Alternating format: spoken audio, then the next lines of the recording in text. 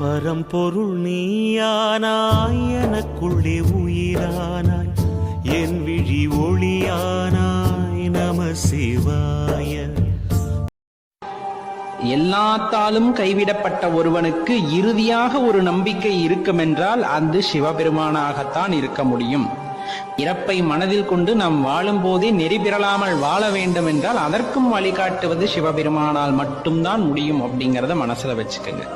ஏன்னா எதுவுமே நிரந்தரம் அல்ல அப்படிங்கிற ஒரு உலகத்துல நம்ம வாழ்ந்துகிட்டு இருக்க சமயத்துல அந்த பரம்பொருள் மட்டுமே உண்மையானவர் அப்படின்னு நம்ம உணர்ந்துகிட்டோம்னா நம்மளுக்கு எந்த பிரச்சனையும் எப்பவுமே இன்னும் கஷ்டத்தை குடுக்கறியா குடு, எதிர்த்து நிக்கிற ஆழ மாட்டேன். யோ, எனக்கு உள்ள இருக்கிற வலிய பாரியா, உனக்கு அர்த்தம் தெரியும். கடவுள, நான் சொல்லலனாலும் உனக்கு எல்லாம் தெரியும், எனக்கு தெரியும். எல்லாம் தெரிஞ்சிருந்து நீ எதுவும் பண்ணாம அது என் கோவம்.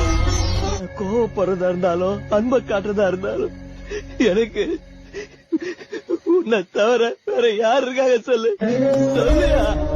கஷ்டத்தை கடவுள் கொடுப்பது உன்னை துன்பப்படுத்துவதற்காக அல்ல. எத்தனை உறவுகள் போலியானது என்பதை உனக்கு உணர்த்தவே இந்த சோதனை. உண்மையிலேயே மனிதன் விசித்திரமானவன். கையேந்தி இறைவனை பிரார்த்திக்கும் போது இறைவன் அருகில் இருப்பதாக நினைக்கின்றான்.